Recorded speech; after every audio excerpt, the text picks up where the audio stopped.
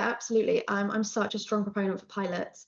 It's really hard to figure out midway through a year, like I want to take a small batch of sellers and treat them differently.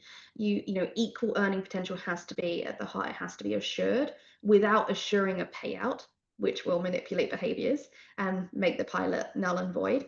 But we had some really good success running a pilot where we shored up that equal earning potential, and we had really good results coming out of the pilot. It was really tough though to say, who do we want on the pilot? Who's going to be the most representative sample?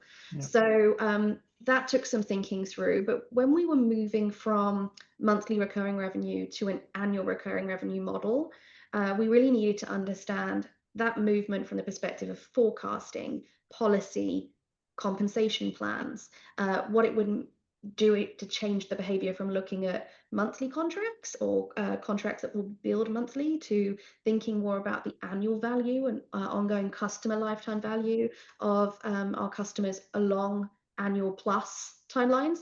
Really different way of thinking about what you want to get out of your customers. And so we needed to design a lot of comp plans. And I think the pilot allowed us to go through that typical, Monte Carlo simulation, scenario planning, but then bring it to life, whereby reps could talk to what happened on the pilot, what they did differently, how forecasting changed, a lot of those process or procedural changes that they then experienced. And I think we generated actually more champions of that transformation when we went live at scale by running that pilot process. So I highly recommend it. It's very tricky going back to communication to say, I've got 30 reps here or 100 reps here, and you guys have been singled out to take part, because they immediately think it's going to be punitive or a negative experience. And it really took us about 6 months to work through that, but we ran the pilot for a year. And like I say, by the end, we had got to the point where we actually had champions for the change that was coming. And they felt that actually they were now ahead of the curve because they'd already gone through it.